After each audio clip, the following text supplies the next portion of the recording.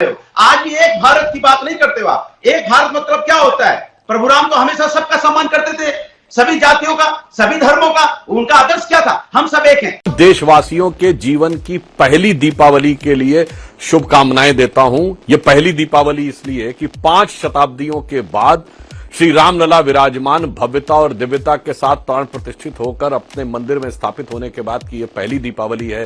तो मेरे ख्याल से जो लोग भी जीवित हैं उनके जीवन की यह प्रथम दीपावली है। और उससे भी महत्वपूर्ण बात यह है, अंजना जी, मैं तो राम मंदिर आंदोलन में 1987 में भी यहां पर आया था बालक के रूप में, तब जिस समय वो गुलामी का ढांचा भी था।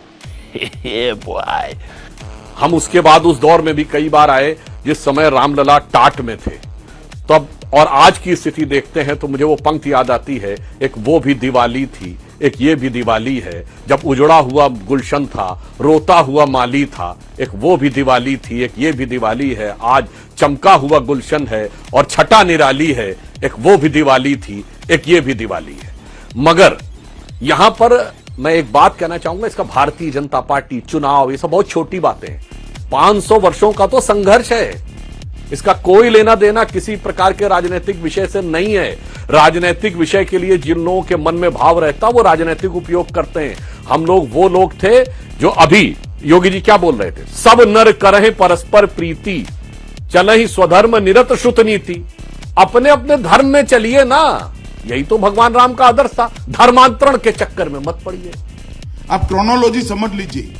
तो हम कहते हैं अपने अपने धर्म में चलिए, स्वधर्म श्रुत नीति की बात करते हैं, वो कहते नहीं धर्मांतरण होने दीजिए। तो ये समझ में आता है कि भगवान के आदर्श पर कौन करता। और हम तो ये भी कहना चाहते हैं, राम का आदर्श था कि बैर न कर काहू सन कोई, राम प्रताप विषमता कोई। किसी से कोई बैर नहीं है, विषम, इसलिए गोली चलवाने वालों को भी राम मंदिर का इन्विटेशन दिया गया था। देखिए, प्रभु की लीला ही तो है जो आप नहीं समझ पाए। प्रभु की लीला नहीं समझ पाए आप प्रभु को नहीं समझ पाए।